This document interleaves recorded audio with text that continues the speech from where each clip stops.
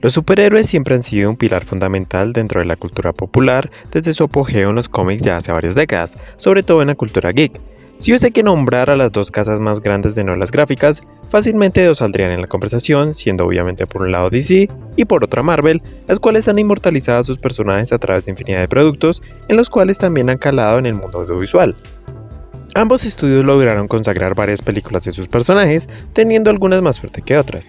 Sin embargo, algo que creo que nadie vio venir fue el hecho de que la casa que logró consolidar un universo cinematográfico antes, o al menos una película crossover con todos sus héroes, fuese Marvel, ya que parecía que su casa rival tenía un poco más de presencia a inicios de este siglo. Al ver el increíble y rápido ascenso del MCU en el cine, DC trató de hacer lo suyo con el DCEU, cuya película pionera sería Man of Steel de Zack Snyder, que mostraría el tono un tanto más serio de esta propuesta. Sin embargo, aunque el MCU no sea perfecto y ya muestre síntomas de desgaste, el cómo ejecutó su universo en su primera década es sin duda remarcable, ya que después de todo no es fácil mantener la coherencia entre decenas y decenas de películas. La ejecución del DCEU fue bastante problemática, con más bajos que altos que resultaría en un reinicio total del universo DC a manos de Flash, entrega que traería el tema de moda del multiverso así como varias estrellas del pasado, algo parecido a No Way Home. Sin embargo, la película fracasó en taquilla y apenas si pasó con la crítica, pero donde más se evidenció la división fue entre los fanáticos, ya que muchos salieron decepcionados de la película que había prometido bastante. Por esto vamos a analizar realmente qué pasó con uno de los mayores fracasos de taquilla de DC y por qué no funcionó, ya que yo también le tenía muchas expectativas a la película, que realmente terminó con una nota mediana y uno de los últimos vestigios del DCEU como lo conocemos. La película inicia cuando Barry intenta llegar a tiempo a su trabajo mientras intenta pedir un sándwich, donde quien lo atiende se toma todo el tiempo del mundo. Recibe una llamada de Alfred, quien le comunica que necesita su ayuda en Gotham, ya que los demás miembros de la Justice League están ocupados. Flash llega al hospital que había sido previamente robado mientras Batman persigue a los criminales. Alfred advierte que el edificio va a colapsar, por lo que vemos la infame escena de los bebés hechos en CGI, que parecen haber sido hechos hace al menos 10 años, es decir, los juegos de PlayStation 1 ya tenían gráficos así. Barry tiene que hacer una parada para comer, ya que al parecer su nivel de energía depende mucho de las calorías que ingiere, que me parece lógico pero un poco en el ámbito de la retrocontinuidad, ya que no recuerdo que en las demás películas se hubiese evidenciado esto, y logra eficientemente salvar a los bebés más fáciles del mundo. El Señor de la Noche logra detener a los criminales en una secuencia de acción que sin duda nos hará extrañar a uno de los mejores Batman de todos, con cierta ayuda de la Mujer Maravilla.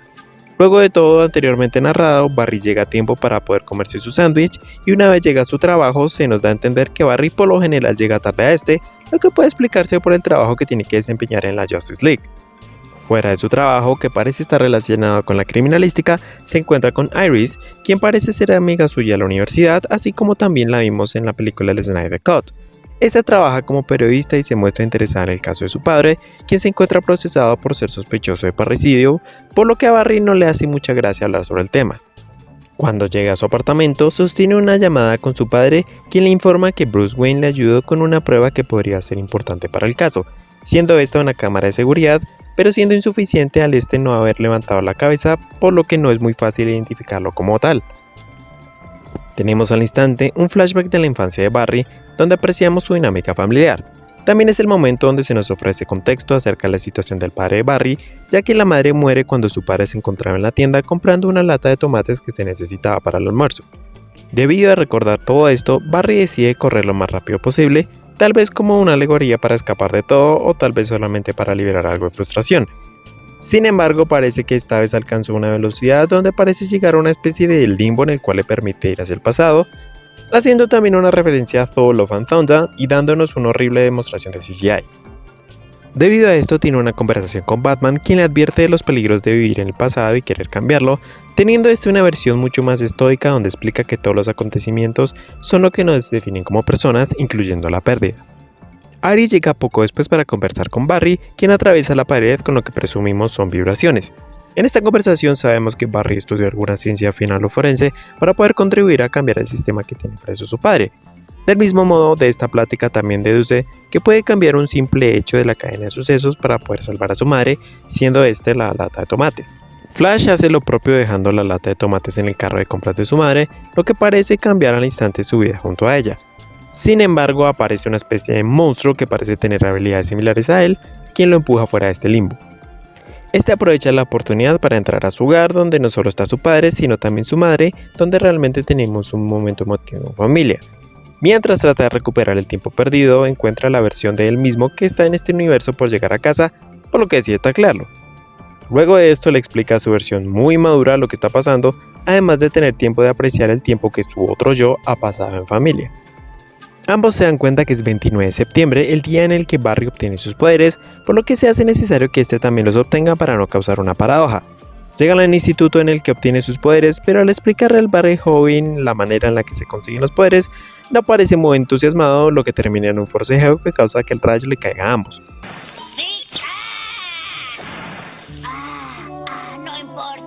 Algo raro es que el Barry viejo se da cuenta de que sirvió porque el joven se curó del rayo rápidamente, pero en teoría él perdió sus poderes, es decir, el Barry viejo, pero aún así no le pasó nada. Y por alguna razón el viejo Barry pierde un diente. Luego de esto tenemos una escena donde el Barry irritante, el Barry joven, aprende acerca de sus poderes en el que causa un desastre y queda desnudo, por lo que el Barry viejo tiene que enseñarle cómo usarlos. Mientras le muestra cómo utilizar el traje, empiezan a ocurrir los sucesos de Man of Steel, es decir, la llegada del General Zod y los kryptonianos. Sabemos por lo que cuenta que él trató de utilizar sus poderes recién Zod llegó al planeta, por lo que solo pudo salvar a un niño. Se dirigen al apartamento para lograr contactar a la Justice League, sin embargo, al igual que las versiones de los que trabajaban con él, todo frente a los superhéroes ha cambiado, incluso muchos acontecimientos como el protagonista de Back to the Future. Mientras ocurre esta escena con un exceso de chistes para adolescentes, sabemos que el único que aún existe es Batman. Una vez llegan a la residencia de Bruce Wayne en ese universo, tienen un encuentro con Batman, quien luce muy diferente. De hecho, recordándome a la penosa apariencia de Luke Skywalker en The Force Awakens. Este le explica a ambos cómo funciona el tiempo y cómo cambiar un suceso cambia también el pasado, lo que explica la presencia del General Zod. Batman les comenta que se encuentra retirado, sí, también un poco como en Star Wars 7, por lo que deciden ir por sus propios medios a la Baticueva para encontrar el paradero de Clark. Eventualmente Barry del pasado logra sacar de casillas al del presente, donde una vez más vemos el contraste del Barry que creció con todo y el que no. Asimismo, Flash logra convencer a Bruce de que los ayude, quien les da una información acerca del lugar en el que cayó Clark en este universo, el cual sería Siberia. Sin embargo, los descubren ya que el velocista no es capaz de detener una pala que se está cayendo, pero al menos nos da una excusa para poder ver al Batman de Keaton darle una paliza a los mercenarios. Llegan con relativa facilidad a la prisión en la cual tienen a Superman, supuestamente, donde por alguna razón tienen las ropas kryptonianas ahí nomás. Logran escapar y al darle sol a la kryptoniana, esta adquiere sus poderes con los que termina con los mercenarios restantes. De nuevo en la mansión Wayne nos enteramos que es Kara, prima de Kal-El, quien fue enviada para protegerlo. Sin embargo, dada su experiencia con los humanos, no parece muy presta a detener al General Zod. Por esto, Barry del presente pretende recrear su accidente para poder tener de vuelta sus poderes. Tiene una conversación con Batman que recrea más o menos la que tuvo con Batfleck, donde le dice que su dolor es quien lo definió, mientras que Flash le comenta que la razón para salvar este universo es porque allí su mamá aún vive, cosa que el Barry del pasado logra escuchar. Kara es testigo de cómo los humanos son masacrados por el General Zod, por lo que vuelve a ayudar a Barry para obtener sus poderes, ya que el intento casero había fallado previamente. Y asimismo, esta recordó cómo él la sacó de su prisión sin siquiera conocerla. Por esto, cuando a Barry le cae un rayo, nuevamente recupera sus poderes. Kara le comenta que Krypton se supone debería significar esperanza y no guerra, por lo que junto a Batman se unen a los Barrys para detener al General Zod. Cuando llegan a la batalla, tanto los Barrys como Batman intentan distraer a los kryptonianos para que Kara pueda luchar contra Zod, quien se entera de que este universo, Kal-El murió, ya que su cápsula fue interceptada antes de que llegara a la Tierra. Batman intenta derribar la nave kryptoniana, pero esta se encontraba con una especie de escudo, por lo que intenta chocar su nave, muriendo en ese instante. Al mismo tiempo, Kara cae en manos de Zod, por lo que al ver la situación actual, Barry del pasado decide viajar atrás en el tiempo para impedir la muerte de ambos. Logran avisarle a Batman del escudo, por lo que este opta a ir tras el gigante. Barry el pasado intenta ayudar a Kara sin éxito, mientras que Batman vuelve a quedar mal herido. Flash joven trata de enfrentarse contra el gigante, por lo que con el otro Flash juntan sus rayos y deciden nuevamente ir al pasado. Sin embargo, se da cuenta que nada de lo que hace cuenta, ya que los eventos siguen pasando, por lo que Flash se da cuenta que es necesario deshacer lo que ha hecho, lo que al del pasado no le sienta muy bien. Justo cuando este va al pasado para intentar enmendar las cosas, el mismo monstruo que lo atacó en su viaje al pasado aparece, donde se nos revela como el otro Barry quien ha estado tratando de enmendar el pasado infinidad de veces, lo que parece colapsar el resto de mundos. Justo cuando el Flashman lo va a matar al Flash del presente, el del pasado se sacrifica, no solo salvándolo, sino evitando que el malo existiese en primer lugar. Barry vuelve al pasado donde tiene una escena realmente emotiva con su madre, en la que logra por fin despedirse de ella. Sin embargo, aprovecha para cambiar las latas de tomate de puesto. Por esto, el rostro de su padre es visible en la grabación. La película termina con Barry planeando una cita con Iris y por alguna razón tenemos un cameo que nadie pidió ni quiso de George Clooney, ya saben, el batipezones. Hay una escena post créditos que no aporta nada para explicar o dar alguna señal de lo que pasará con el DC en el futuro, ya que son solo Aquaman y Flash hablando en un bar. Antes de ver los resultados en taquilla, pensé que sería una película que ayudaría a levantar cabeza a DC, quien ha estado en problemas desde hace un buen tiempo, de hecho prácticamente desde que empezó. Si vemos a la MCU, la comparación más cercana, vemos que tuvo una buena película base con inicio con Iron Man, película que se ganó a crítica y público. Sin embargo, el DCEU inició con Man of Steel, que si bien no decepcionó en taquilla, sí tuvo críticas bastante mixtas y dividió al público, ya que gran parte de este no compartió la versión más oscura y atormentada del Hombre de Acero. Adunado a esto, el planteamiento crossover fue bastante precoz. En Marvel tuvimos una película individual de cada héroe que ayuda a sentar los cimientos del universo, tomándose el tiempo de presentar a cada uno de los Avengers, mostrando una anticipada planeación. Cosa que no pasó en DCU, ya que seguramente por el pánico que tenían de quedarse atrás, en su segunda película, sí, la infame Marta película, ya mostraban a los 3 héroes más importantes de DC. El resto, como sabemos, es historia. La preponderancia de películas malas en este universo es un desinterés del público que culminó en el reinicio que plantearía esta película. Lo cual es una pena, ya que hay varias cosas que creo que sí funcionaron, como es el hecho del cast, que considero bastante apropiado, o películas como Wonder Woman, Shazam, The Suicide Squad y también el Snyder Cut. Vestigios de esto quedaron plasmados en esta película. Después de todo, Ben Affleck y Ezra Miller brillan bastante sus papeles, brindándonos al inicio una buena sinergia que compartían y recordándonos por qué Ben Affleck, junto a Christian Bale, son de los mejores Batman que hemos tenido. Y hablando de buenos Batman, el homenaje que se le hace a Keaton también estuvo bastante bien, brillando así como brilló Tim Burton, aunque sí, su presentación estuvo bastante pobre y malograda. En cuanto al tono de la película, creo que es algo difuso. El director de la cinta es conocido por haber dirigido las dos partes de It, siendo la primera una buena película de terror y una mala adaptación, y siendo la segunda mucho mejor como adaptación, pero fallando como película. Pero si hay algo que se siente acá, que es más característico de Marvel, fue la dosis de humor que estuvo presente en la película, teniendo momentos donde brilla y otros donde da bastante cringe. Esto sin duda me recordó al excesivo humor que hubo en las entregas de It, donde entorpeció la ambientación de terror, sobre todo en la segunda, saturada de comedia. En cuanto al ritmo de esta, si bien sí se toma su tiempo para establecer la trama principal, una vez inicia la trama junto a Pat Keaton, creo que mejora bastante.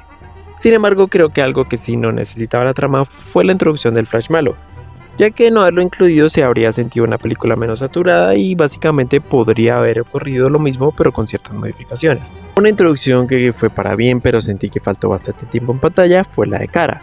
La actriz paisana Sasha Calle le dio una actuación con presencia, aunque creo que se esforzó demasiado para que fuera muy seria. Sin duda fue un acierto para la película, aunque su tiempo en pantalla deja deseando más. La trama de la película adolece de todos los problemas que aquejan a aquellas películas que se meten con viajes en el tiempo, dando lugar a incongruencias y paradojas irreconciliables con la lógica. Sin embargo, lo que sí es algo plausible es la motivación detrás de esta. Adonado a esto, la química y actuaciones de Family Allen son bastante entrañables, lo que aporta a la empatía que podemos sentir hacia ellos, haciendo énfasis en Ezra y Maribel Verdú, quien hace un papel de madre cariñosa y comprensiva que hace que entendamos las acciones de Barry. En cuanto a Ezra, lo hace muy bien en el contraste entre los papeles de los dos Barry. Por un lado, aquel que ha sido marcado por la pérdida del sufrimiento y aquel inmaduro que lo ha dado todo por sentado, advirtiendo cuál fue la transición entre cada uno y qué pudo haber sido del Barry de Flash sin todos esos acontecimientos. Si bien en un principio se nos puede antojar que toda la trama de la película es un despropósito, toda vez que todas las cosas quedan relativamente en su status quo, así como las historias donde todo es un sueño o una visión, creo que realmente esto funge como una metáfora para demostrar por qué Barry no tiene que aferrarse al pasado, sino dejarlo ir junto con su madre. Algo que sin duda se manejó pésimo en la película, considerando el presupuesto que tuvo, fue el del CGI, el cual estuvo desde incómodo hasta perturbador en varias instancias. Sí, no digo que el cómo siempre esté encima del qué, pero sin duda hubo muchas escenas donde ni siquiera creo que meritara el CGI que se utilizó de todos modos. La banda sonora estuvo bien, siento que es un compositor altamente influenciado por John Williams, que hizo varios homenajes al tema principal de Batman de Keaton de Burton, lo que ayuda a ponernos en ambiente con el personaje. La película realmente no fue tan mala como su taquilla representa, aunque creo que toda la promoción detrás de esta sí dio una percepción errónea del producto que finalmente tuvimos, ya que si bien sí tiene una calidad mayor por medio al DCEU, no llenó las expectativas proporcionales a su promoción. Además de esto, contó con una gran cantidad de factores exógenos que entorpecieron el estreno y distribución de la película. Como se sabe, el protagonista de esta se vio envuelta en varias polémicas, sobre todo en Hawái, donde es el enemigo público número uno, que dio mala imagen a la cinta no solo por sus acciones, sino también por las medidas tomadas por Warner, quien se mostró bastante tolerante con estas, caso dicotómicamente contrario al de Johnny Depp, a quien sí le hicieron perder su papel en la saga de Fantastic Beasts. Otro factor que contribuyó bastante fue la reorganización interna de Warner, teniendo a la cabeza de DC a James Gunn, en donde básicamente se replanteó un reboot de toda la franquicia en el cine que tomará apenas vestigios de lo que vimos durante esta última década, razón por la cual se siente como un despropósito acudir al cine a ver películas cuyo universo no tendrá más continuidad en términos generales. Si bien confío en Gunn, quien ha demostrado su valía en la trilogía de los Guardianes, esta medida sí se me antojó bastante contraproducente, ya que es lo que puede explicar en cierta manera el desinterés del público a este universo. Indirectamente, Black Adam, que más que una película fue un culto a la personalidad de La Roca, también contribuyó a que se tomara precisamente esta decisión, ya que no solo fue una cinta que fracasó en taquilla, sino que además se tomó ciertas libertades que no le sentaron de todo el bien al estudio. En conclusión, si bien la película no está al nivel de películas como The Batman o Joker, sí está por encima del promedio de calidad de DC, pero tal vez debió manejar un poco más sus expectativas. Se toma su tiempo para iniciar, pero una vez lo hace nos da una dosis de nostalgia de lo que fue DC en su pasado, dándole un gran homenaje al Batman de Keaton, un vistazo al Snyderverse y en su génesis un buen cast de nuevos y viejos personajes que definitivamente nos hará extrañar ciertas cosas de este DCEU. El resultado en taquilla se traduce en una audiencia cansada de los altibajos de la calidad de DC, así como su obvia improvisación a la hora de plantear un universo que ya tiene de por sí una fecha de expiración con nuevos proyectos ya anunciados.